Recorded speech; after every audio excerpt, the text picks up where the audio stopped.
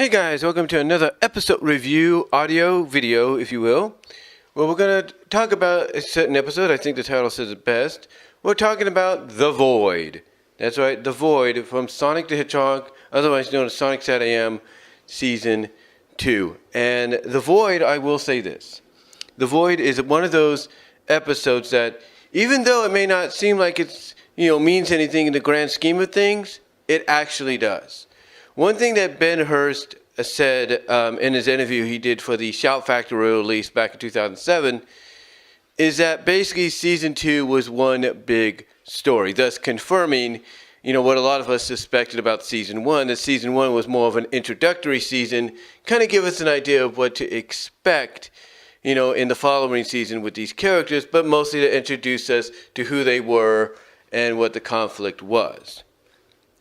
Now, with Season 2, like I said, it was more of a continuous story, except for 2 episodes, which were the Fed Up with Antoine, Odd Couple episode, and no, it was actually Fed Up with Antoine on Ghostbusted episode, and the Odd Couple Rebecca episode. Those are the 2 that you could just basically take to the side and, throw them out and nothing would be affected. But when it comes to Season 2, all these episodes had significant meaning. Now, depending on how they were produced and how they aired, that's a different topic entirely. I mean, I still feel that the 2-parter Blast of the Past should have been the season premiere with the way it was structured and everything, and thus leading us into things like Game Guy and No Brainer and Sonic Conversion and stuff like that. But The Void is an interesting one, to say the least, because it basically bridged a gap into what we found out at the beginning, at the end of Game Guy, which was at the beginning of the season, and basically what we'd be dealing with later on. Now, what I mean by bridging a gap is in Blast of the Past, we find out for the first time about the Void, otherwise known as the Zone of Silence in the comics. Robotnik, along with the help of Nagus, who we get introduced to formerly here in the cartoon, was the one that discovered its existence and invented a means to enter, back and forth. So basically, long story short, as we find out in Blast of the Past, basically Robotnik sends Sally's dad into the Void. What we don't know, however, is that, as revealed here in the Void episode, we find out that Nagus, and this is why Robotnik mentioned his name in Blast of the Past Part 2 to the king, basically Nagus was the first one to enter.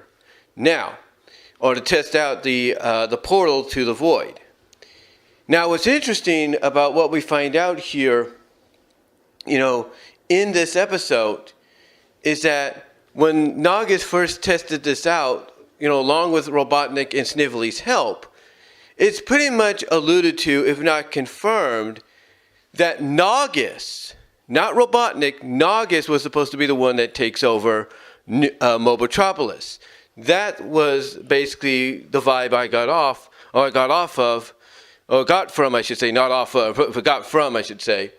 That's the vibe I got from watching this episode.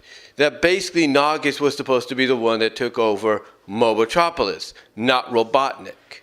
You see, what we find out is that Robotnik actually fears Nagus. He fears him because Robotnik, well, as we find out again in the flashback in this episode, is basically a minion. He's basically what Snively is to Robotnik. He is a minion. He's an underling. He's a sidekick to Nagus. And basically he fears Nagus because Nagus has this power to do anything possible. In other words, humiliate Robotnik by basically changing his head into the head of an animal, like a crow or a pig or anything else, a snail, whatever you could think of. Excuse me there. But that's what he does. That's the power he has. He has that kind of power. He's able to shapeshift mainly. He's a shapeshifter with all this mystic magic. And basically Robotnik fears him because he knows Nagas could, snap his fingers and do whatever he wants to Robotnik, just like that. So what happens here in the flashback that we get in the Void episode? Well, we find out that what Robotnik told the king in Blast of the Past does have merit. As I mentioned, Nagas is the first to test, entry into the Void after discovering it and inventing the means to enter. However, what Nagas warns Robotnik not to do, Robotnik does otherwise. Well, basically he does anyway. Nagas basically with the threat to torture him, change his face into any different kind of animal out there by changing it into a crow. He basically tells them, hey, if you have any thoughts of betraying me, this is what's going to happen. And, Robotnik says, I have no such thoughts. Nagas basically restores him to normal, saying, I hope not. And then basically allows Nagas to travel into the Void. Like I said, he allows Nagas to travel into the Void for the first time. But what Nagas doesn't realize, but pretty much does figure out, is that Robotnik betrays him anyway. He basically tells Snively to disable the retrieval programs, and that as he's walking away, he's telling Nagas to himself, not to trust anybody, including him, basically. Well, that's what Robotnik's telling Nagas, who's not even there, behind his back, like, you shouldn't trust anybody, including me, or especially me, because of the fact that, like I said, Nagas warned him not to betray him, and that's what Robotnik did. But again, what makes this episode so significant is not just the fact that, that we explore the Void a little bit more than we did in the first episode, as well as we get a glimpse of it, in Blast of the Past, and we see how the king disappeared. But it's also significant for the fact that in this episode, one of the things that Ari told Sonic before he got sucked into the Void in Game Guy, towards the end of Game Guy, basically Ari tells Sonic about a group of freedom fighters, other freedom fighter groups out there, and that they're looking for Sally. And that he says the list, her father's list, before he gets, hit by a boulder and sucked right into the Void. Well, anyway, this episode follows through on all of that. Not only do we see the king for the second time since the miniseries, and he's reunited with Sally, but we also get Ari back. And this episode concludes not just with them getting out of the Void, but concludes with Sally getting the list of freedom fighters that Ari told Sonic about and Sonic told her. But this is one of those more somber episodes when you really think about it, because the somberness is that even though Nagas is able to figure out, okay, Sonic has the speed to get me out of the Void because, Robotnik disabled the retrieval programs. So he basically baits Sonic into the Void. What he does is he creates an illusion of a ring of something Sally is discovering, because he's basically using his magic to spy on the freedom fighters. So he creates this ring for Sonic to take to Sally, because Sally's, doing some research on some giants and all that, which I'm assuming she wants to, see whether or not it's true to possibly utilize that against Robotnik. But anyway, long story short, to get to the point, the ring is an illusion. It's a booby trap, and it traps both Sally and Bunnie, and basically brings them into the Void, towards Nagas. And Nagas is able to use his magic to figure out, where Sonic is, why he wasn't pulled in with them. And this, of course, leaves Nicole behind. That's right, Nicole, still in a portable AI form in the cartoon, is left behind. And Sonic's wondering, okay, where did, everybody go? Where did Sally and Bunnie go? Now, here's what's interesting. You would think they would have added in a scene where he's going to ask everybody else where the girls went. but we can assume maybe they went to go look for them as well. Just saying. Anyway, Sonic has to team up with Nicole here, and one of the traits, or one of the traits in the show, especially in the second season, is Sonic needs Nicole to translate to English. In other words, Nicole likes to talk all this techno babble that basically Sally and even to an extent Tails understands, but it's Sonic that's like, Nicole in English, every time. Every time she's trying to point something out or say this is what's going to happen, this is what's going to work. Sonic, being himself, he's like, Nicole, English. So anyway, what happens is they have to pair up, and Nicole, still being Nicole, frustrates Sonic to the point that he starts shaking her, and he just wants, answers. He just wants answers as to the whereabouts of the girls, right? He just wants whereabouts, not whereabouts, but he wants answers.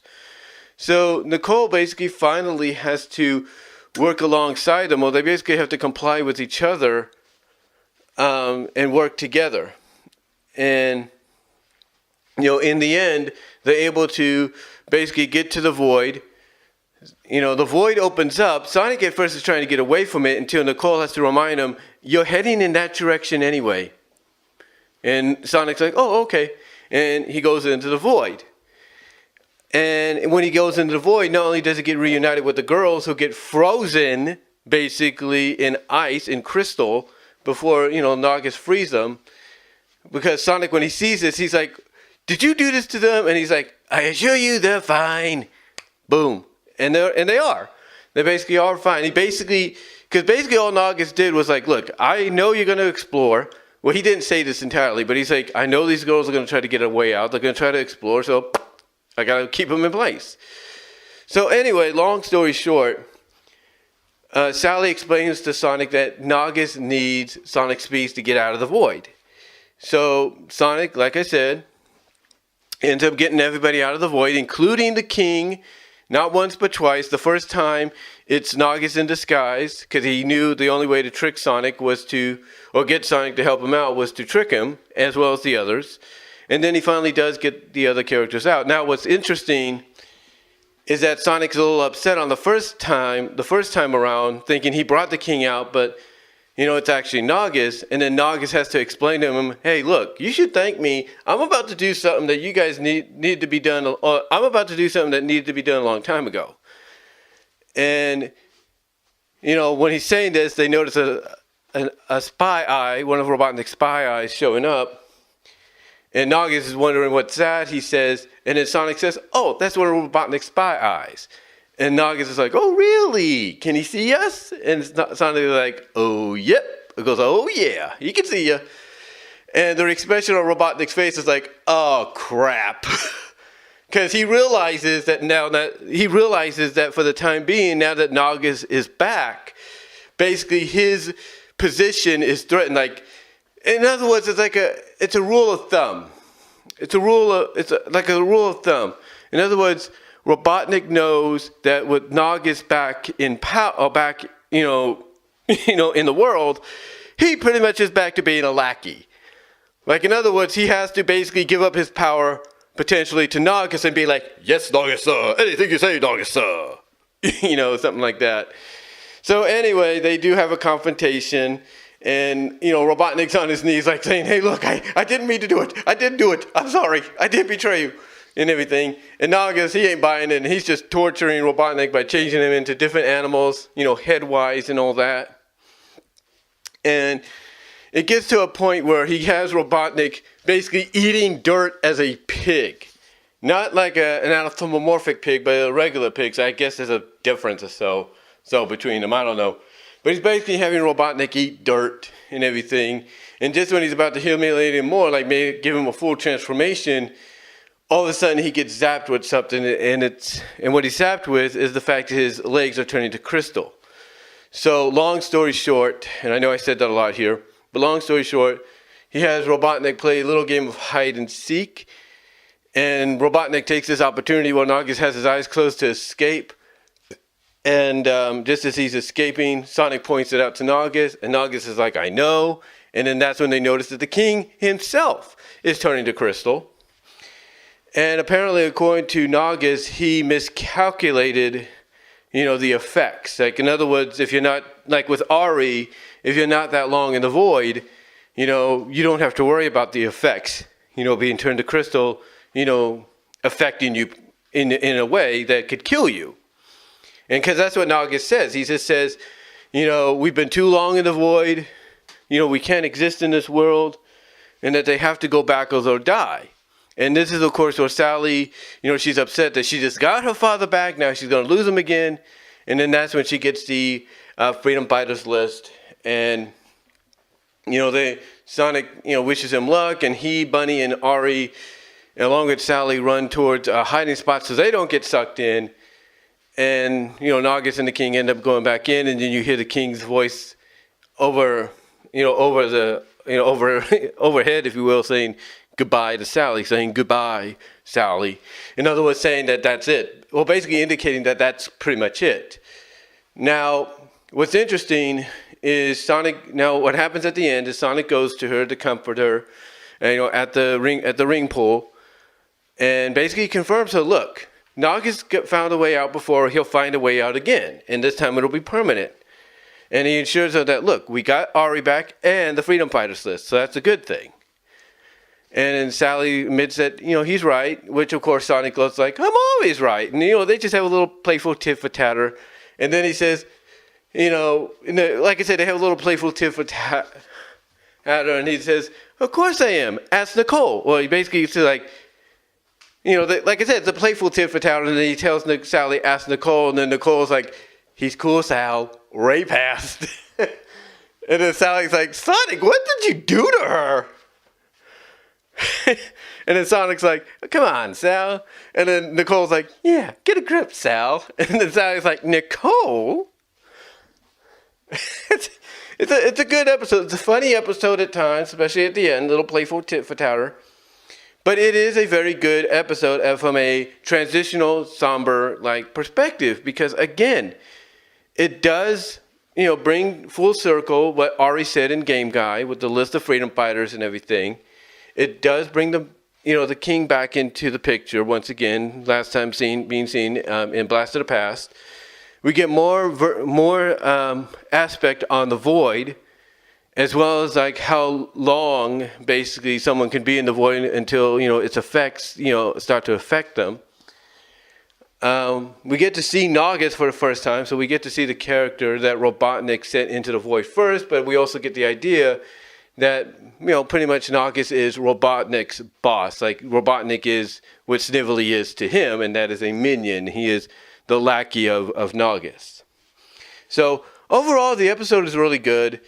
And here's the thing. If you just want to watch, let's say, the Doomsday Project episodes, like Cry of the Wolf, Druid Hedge, Spy Hog, and all that, then I do recommend watching, this. I recommend watching Game Guy. I recommend watching the two-part of Blast of the Past, and then I recommend The Void, and then the final 4 episodes, and you should be good to go. You should be able to get the gist of what the entire season, and from a story arc perspective, is about. But that's all I'm going to say on this, guys. So thank you all for listening and watching. Comment down below. Live chat during the premiere. What did you think of The Void when you first saw it? How did you feel about it? And, just let me know. Check me out at my Teespring store, as well as check me out at BW Rose's Discussion on all your favorite podcast locations except for Pandora, as well as check me out at BW Roses on VENMO and patreon.com/BW Roses. And until next time, guys, God bless. Take care. I'm out. I've got to go take care of things right now.